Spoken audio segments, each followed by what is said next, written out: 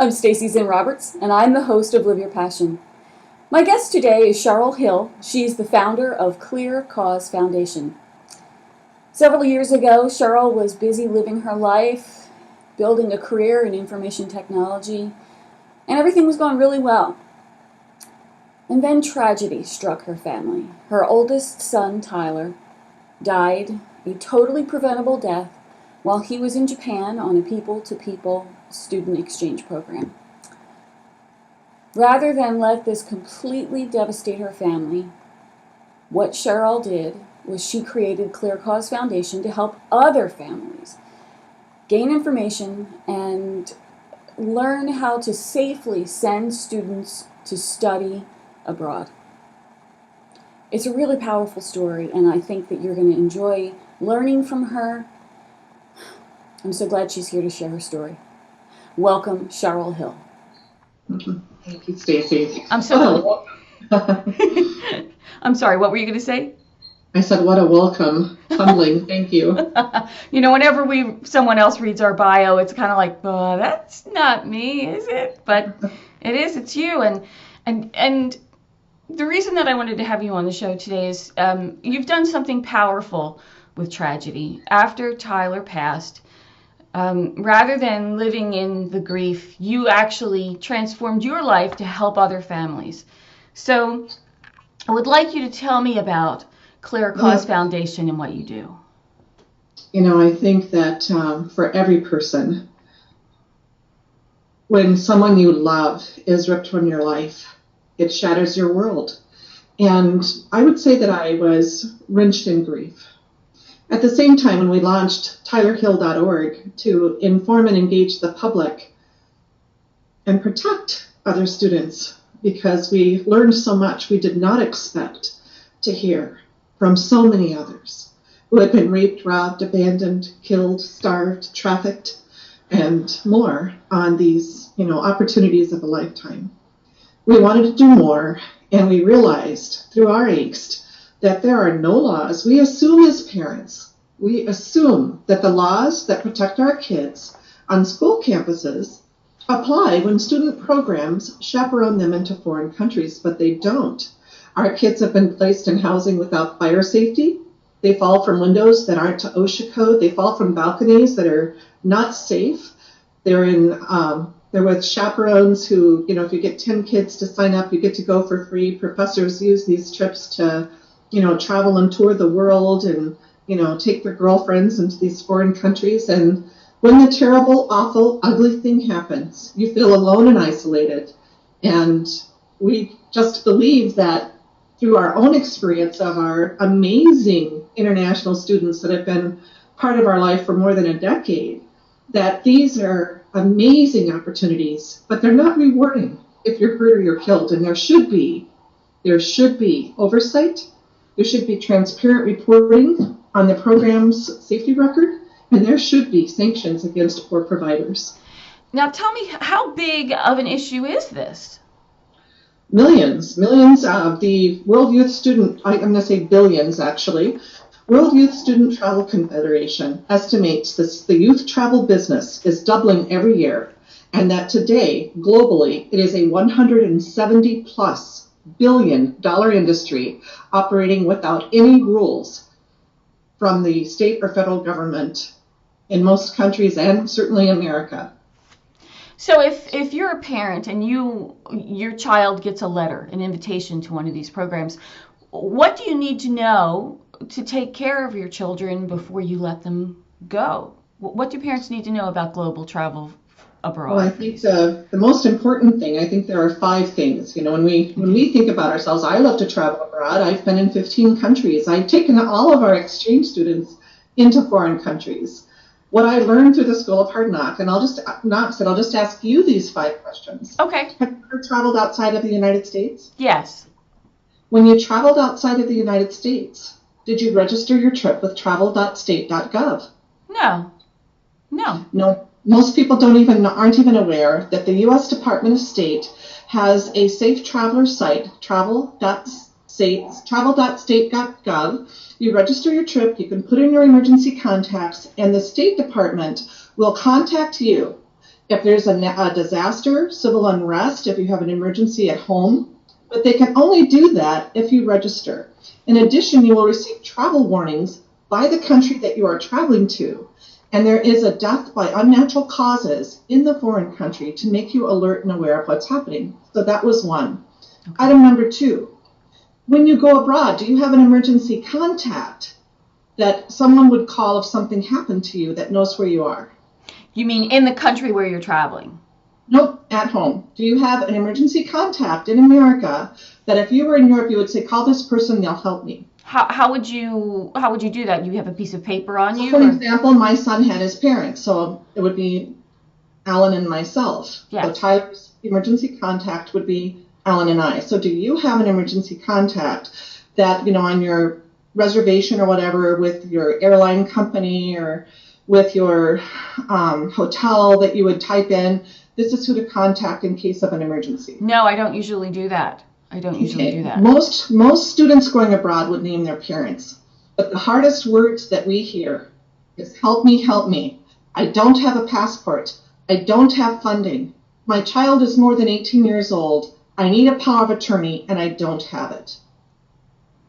So the first thing is, most of us do not know to register with the U.S. Department of State at travelstate.gov. The second thing is, we, the emergency contacts, must have a passport, funding, power of attorney, and this is most important. When you travel into another country that, say, perhaps is not English speaking, do you have your health information readily available with you? All I would probably take would be my insurance card. Information. I have allergies, I have prior procedures, I take these medications, this is my insurance company. Exactly.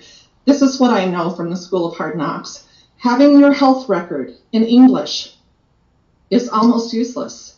You need to have your critical health information in the exotic language and on paper in the language of the country you are visiting. On your person. We're working on an app right now to develop that. So number 1, register at U.S. Department of State. Number 2, make sure that your emergency contacts have passports, funding, and your health information at least in English, and preferably in the language of the countries that you're visiting. Number 4, we have gleaned from hundreds and hundreds of trips that were life-changing in a horrible way. And we've created some stay safe information on ClearCauseFoundation.org. So it's called Get Ready, Get Set, Go. Here's the 4th most important thing. If you have an emergency in America, you are going to dial 911. And what would you dial if you were in Japan? I have no idea. Or Australia? Exactly. Most of our kids do not understand that the emergency 3-digit number for America is different than everywhere else practically in the world except for North America. When they dial that number, they assume it's going to be like it is here. They're going to show up within a half an hour and that, but it's not always the case. In some countries, there's a lot of dirt between light bulbs. Wow. So every student going abroad, every person going abroad should have trip insurance. We provide an insurance card through our partner called StuCard that for about $1 a day gives that student collect international calls, translation services, referral services, and if needed, emergency evacuation. Wow. So an emergency evacuation can cost more than $50,000. So we have U.S. Department of State, emergency contacts, make sure you have your medical record in the foreign language, make sure you know how to dial emergency services, and most importantly, make sure you have vetted out your program by downloading our ASAP, A Student Abroad Preparedness Plan checklist. We have more than 50 checkpoints of how students have been hurt that could be prevented if only you knew and prepared before you go. Here's the big one. If you're in a foreign country and your backpack is cut off the place where you strapped it down, you've lost your passport, you've lost your wallet, you've lost your insurance card, your credit cards. If you just scanned those and stored them in the cloud, on Dropbox, for an example, at least then you would have a copy of what it is that you need so that you can advocate for yourself. Smart. So we've learned this wealth of information. We are very soon going to have an app called Save Our Students that's a GPS locator that allows you to push a button, follow me, I'm safe, integrated with social media, or help me, I'm not. And it will locate the location where the cellular smartphone is. That was all 5. That's a lot. 5. It's a lot. Honestly, it's very frightening. It makes me think, okay, Sheryl, is it worth it then to send a child abroad on one of these study programs? And let's define child and let's define youth. United Nations defines youth as 16 to 26 years old. But we have students who are being encouraged to go abroad for immersion programs in elementary school and middle school. And is it worth it? Sometimes these kids have anxiety and they're verbally or physically abused, and they come back with anxiety disorders, post-traumatic stress disorder, or agoraphobia. And no, if they are hurt or wounded, it is not worth it. One life is not worth it. But I think that there are things that we can do that make these opportunities. I would be so upset. I would probably rally for every opportunity to have my exchange students in my family. These are my kids. And they are beautiful and wonderful, and it helps create, in my understanding, cultural understanding and connections that break down prejudices and, help us enjoy the world. So what I think has happened, though, is that the student travel industry is exploding in this mushroom. There are no qualifications required. Very few of these programs have a health and safety director. When the horrible, ugly thing happens, they contact their insurance company and their attorneys more often than they ever notify the family first. And families have gone to these programs and asked for answers to their questions, and they've been told, sorry, not talking to you. Speak to my attorney. And they're like, what? What? My award-winning, scholarly, athletic leader and role model child died, and you're not going to give me answers? And that's why we're pushing for laws. And on our site at ClearCauseFoundation.org, you can use your voice to send an email to your policymakers to join in on TIES SOS, Traveling Youth and Students Standards of Safety. We're very close. So if we were to get a letter inviting my stepdaughter to go on a program like this, and I would hate to deny her the opportunity to travel abroad, what would be the first thing that I could do to vet one of these programs to see if it actually is legitimate? Is there a way? We're working on that too. We are compiling a repository because no one counts. No one's counting the number of injuries that our students have. So laws that require reporting on American campus don't apply on study abroad. So we're working on that. But we are compiling a data repository of deaths by programs and by country. And I would say if you want to know your company's safety record, you've got to contact the Better Business Bureau, the Attorney General. You've got to Google death, rape, robbery, lawsuit. Check the Federal Registry of Lawsuits and find out what has happened with that program. The really important thing I believe about laws and oversight is that when we speak to each other, when we honor these students, brilliant, beautiful children, and their children, whether they're 21, 18, or 16, that have died, we learn from their stories. There are so many of our kids that are being placed on dangerous beaches in Costa Rica by programs again and again and again that are dying because they are being pulled out on riptides, sometimes something like a mile every 6 minutes. So if we know in advance that these beaches are dangerous, and we can prepare our students to advocate for them. If some, unknowing person says, oh, this is a gorgeous beach, let's walk here, they're going to say, no, this has an undertow. I'm going to walk on that beach, it's going to sweep my feet out from under me, and I'm going to be sucked out to the beach, and we don't go there. And if we could just start teaching our students how to certify to become a safe global traveler, I think that we could save the world and make these trips truly rewarding. And then through that app and through that certification, our students would be evaluating the programs entrusted with their health and future. And we could create that study applaud model, kind of like the Angie's List, only it's the ClearCause list of that study applaud model that says, these are the guys. They're going to take you abroad and bring you home, and you are going to rock the world with the experience that you have. That's our vision. And of course, like every startup nonprofit, a $5 donation goes a long way. We don't have a lot of overhead, but we certainly need 250 friends to pledge $1,000 to help us get funded for 2014. And what's the best way for people to donate to ClearCause? Well, we have a couple of really fun things coming up. We are fortunate to have Laura Brandt, a professional development director, create a champion program for us. So that social media, cloud out there that most of us have, but we're really not rocking it because we don't really get it. Mm-hmm. There is going to be an online training program for ClearCause champions that will walk you into how to use Facebook, LinkedIn, Twitter, and our mass mail services to spread the word, because no one knows that laws don't protect our kids on these programs or what they need to do to stay safe. So we want to make sure everyone knows as much as possible. And then you can donate on our site, ClearCauseFoundation.org. You can donate on our Facebook page through our donate button, and you can donate on Razoo. Razoo is Give to the Max Day, and December 2nd is Give Day for America. So we have that app set up. There's 3 different ways: Facebook, ClearCause, ClearCauseFoundation.org, and Razoo.org, ClearCause. Perfect. Thank you. Perfect. And we will put links to all of those on the liveyourpassiontv.com website as well. Now, as you know, I created the What's Your Avocado concept that says that everyone has something about them that's special. Mm-hmm. And we call that unique element your avocado.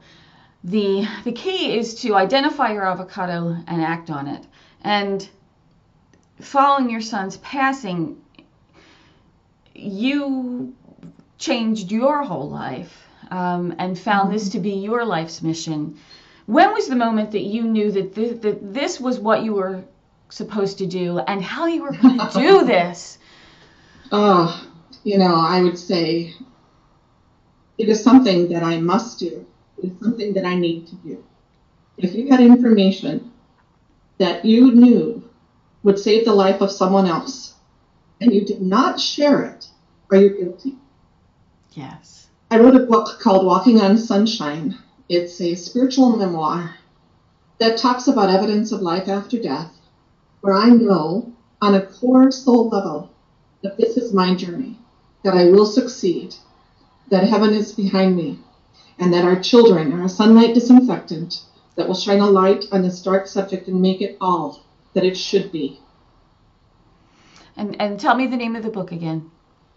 Pardon me? The name of the book is Walking. The name of my book is Walking on Sunshine. My author website is walkingonsunshine.org. And it's humbling, but it is a U.S. Book News award-winning finalist, and I speak nationally, actually, on soothing grief with evidence of life after death. You have continued to turn tragedy into advocacy. You live your passion. It is all over your face. It is in the way you speak. It's in your voice. You definitely are doing this. What advice would you give to someone else who saw advocacy as their passion, as their mission? What have you learned that you would want to tell someone else who... I'm having a hard time hearing you, Stacy. I'm sorry. That's okay. I'll say it again. You've turned tragedy into an advocacy, and you certainly do live your passion by doing that. If you had the opportunity, as you do right now, to speak to other people who have a passion for a certain cause, what things have you learned about creating an advocacy organization that would serve as advice to someone else?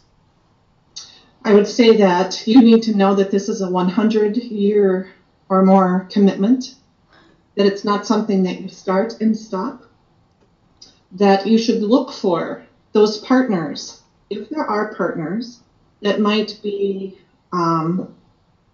serving already.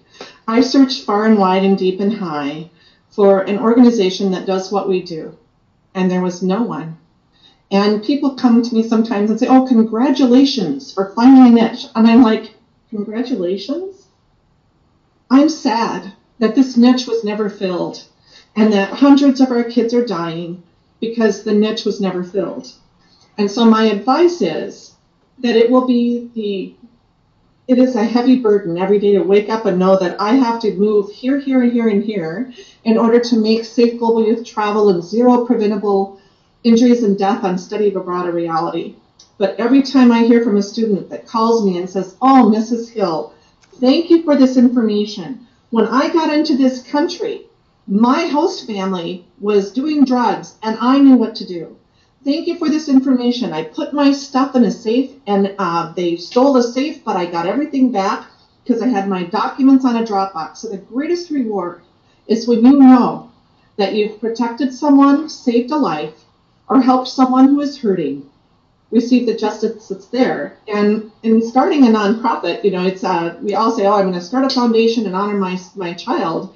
It's a huge commitment. It takes a lot of money, a lot of legal resources, a lot of administrations, and a lot of skills and expertise, because there are rules that you have to abide by in every state, especially in your home state and in the federal government. So I would say before you start a nonprofit foundation, find someone who is like-minded and join them in the cause. And if there is a niche that is not being served, it's hugely rewarding to know that you've created a greater good in honor of your loved one, and that you can band together all those hurting and wounded and create a family of people with a common cause. It's beautiful. It's absolutely beautiful, Sheryl. Thank you so much for sharing your story, for sharing your heart. ClearCause Thank you Foundation. for this opportunity, and that's my avocado. That's it. ClearCauseFoundation.org for people to donate on Facebook. This has been quite a pleasure. Thank you, Sheryl. You can donate on Facebook, on our website, ClearCauseFoundation.org, and on Razoo, R-A-Z-O-O, ClearCause Foundation. You can actually start a fundraiser on Razoo. If I have 250 people willing to raise $1,000, I do believe we can change the world. Let's do that. Let's change the world today. Thank you. You bless me. I'm Stacey Z. Roberts, and this is Live Your Passion. All right. Bye.